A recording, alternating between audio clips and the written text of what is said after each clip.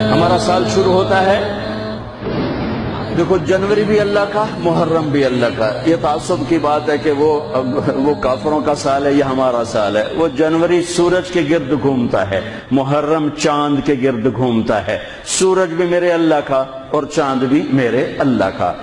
الشمس والقمر دائبین، اللہ نے سورج چاند کو گھمایا، ایک کیلنڈر سورج کے ساتھ جوڑ دیا، ایک کیلنڈر چاند کے ساتھ جوڑ دیا، ہمیں چاند والا کیلنڈر دیا اور اوروں کو، باقی تمام دنیا کو اللہ تعالیٰ نے سورج والا کیلنڈر دیا۔ اس کی حکمت مجھے سمجھ میں آئی جب میں آج سے 5 سال پہلے ناروے دنیا کے آخری کنارے پر پہنچا، جس کو اینڈ آف دا ورلڈ کہتے ہیں، اور شمال میں وہ دنیا کا آخری کنارہ ہے، زمین کا آخری، اس کے اوپر جا کر پھر نارتھ کیپ بن جاتا ہے۔ جب میں وہاں پہنچا، اس علاقے میں سورج کا کیلنڈر فیل ہو جاتا ہے، 2 مہینے سورج نہیں نکلتا اور 2 مہینے سورج نہیں ڈوبتا، تو سورج کا کیلنڈر ناروے سے 2 گھنٹے کی فلائٹ پر جا کر فیل ہو جاتا ہے۔ اوٹوا آخری شہر ہے اور پھر وہاں سے 6 گھنٹے کا سفر ہے جہاں اللہ نے مجھے پہنچایا، اور میں نے وہ دنیا کا آخری کنارہ دیکھا۔ اللہ کی مخلوق بہت دیکھی، پر 2 مخلوق کو دیکھ کر جو میرے اوپر اللہ کے خالق ہونے کی ہیبت طاری ہوئی، وہ میں کبھی نہیں بھلا سکتا۔ شاید ہزاروں کتابیں پڑھ کر بھی میں اللہ کے خالق ہونے کی ہیبت کا احساس نہ کر سکتا جیسا میں نے 2 اللہ کی مخلوق کو دیکھ کر میرے اوپر ہیبت طاری ہوئی کہ کتنا بڑا خالق، بلا وہو الخلاق العلیم، کتنا بڑا خالق۔ ایک ہمالیہ پہاڑ کو دیکھا، اس کی چوٹی ننگی تھی، سارا سلسلہ ننگا تھا، کئی 100 میل کا پہاڑی سلسلہ سال میں 15-20 دن کے لیے کھلا ہوتا ہے، ورنہ سارا سال بادلوں میں ڈھکا ہوتا ہے۔ تو ہماری فلائٹ جا رہی تھی کھٹمنڈو سے ڈھاکا، تو کیپٹن نے اعلان کیا کہ آج کے مسافر بڑے خوش قسمت ہیں کہ آج ہمالیہ اپنے پورے سلسلے کے ساتھ بالکل کھلا ہے، آپ دیکھ سکتے ہیں، یہ سال میں 10-15 دن ہی کھلا ہوتا ہے، باقی بادلوں میں ڈھکا ہوتا ہے۔ جب میں ادھر بیٹھا تھا، جب اعلان سنا میں اس طرف گیا تو دیکھتے میں ایسے ہوا کہ میں نے اللہ کی ہیبت کا نظارہ جو وہاں دیکھا، ہزاروں کتابیں پڑھنے والا عالم مفسر وہ نہیں میں احساس کر سکتا، نہیں کر سکتا۔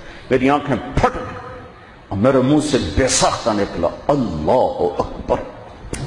مسجد میں نعرے لگوانا تو ویسی بڑی نادانی ہے کہ مسجد اللہ کا گھر، مسجد اللہ کا گھر، یہ ہمارے خطیب نعرے لگوا رہے ہوتے ہیں، نعرے لگوا رہے ہوتے ہیں اللہ کے واسطے۔ ان خطیبوں کو بھی سمجھاتا ہوں، آپ کو بھی سمجھاتا ہوں، مسجد نعرے لگانے کی جگہ نہیں ہے، نعرے لگانے تو کہیں باہر لگاؤ۔ مسجد میرے اللہ کا گھر ہے، مقام ادب ہے، مقام ادب ہے، یہ نعرے بازی کی جگہ نہیں ہے۔ اللہ اکبر، بالکل میری آنکھیں پھٹ گئی۔ اور دوسری دفعہ جب میں وہاں پہنچا شمالی آخری زمین کے کنارے پر، اور ایک دم میری نظر پڑی تو پھر میرے اوپر کپ کپی طاری ہوئی اور میرے منہ سے نکلا اللہ اکبر، یا اللہ تو کتنا بڑا ہے، تو کتنا بڑا ہے۔ وہاں جا کر مجھے پتا چلا کہ اللہ نے ہمیں چاند کا کیلنڈر کیوں دیا، کہ وہاں سے لے کر اوپر تک سارے علاقے میں سورج کا کیلنڈر کہیں 2 مہینے کے لیے فیل ہو جاتا ہے، کہیں 4 مہینے کے لیے فیل ہو جاتا ہے، نہ نکلتا ہے جی، اور اگلے 4 مہینے میں ڈوبتا نہیں۔ تو اب رات ہے یا دن ہے کچھ پتہ نہیں، لیکن چاند وہاں پورے نظام کے ساتھ نکلتا بھی ہے، گھٹتا بھی ہے، بڑھتا بھی ہے، ڈوبتا بھی ہے۔ جب میں وہاں پہنچا مجھے نماز پڑھنی تھی، دن ہے کہ رات ہے، ویسے تو گھڑی موجود تھی پتہ ہے، لیکن جب آسمان کو دیکھا تو کچھ پتہ نہیں، چاند کو چمکتے دیکھا تو مجھے پتہ چلا کہ رات ہے، رات ہے۔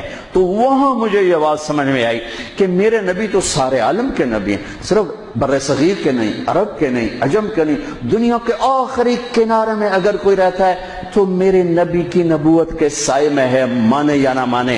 اگر اسے میرے نبی کی شریعت پہ چلنا ہے، نماز پڑھنی ہے، روزہ رکھنا ہے، تو چاند موجود ہے، چاند کو دیکھو، حساب لگاؤ، چاند موجود ہے تو رات ہے، چاند موجود نہیں تو دن ہے، چاہے اندھیرا ہو چاہے اجالا ہو، چاند کو دیکھتے جاؤ، ٹائم بناتے جاؤ، حساب سے چلتے جاؤ۔ وہاں جا کے مجھے پتا چلا کہ میرے رب نے اپنے حبیب کو چاند کا کیلنڈر کیوں دیا۔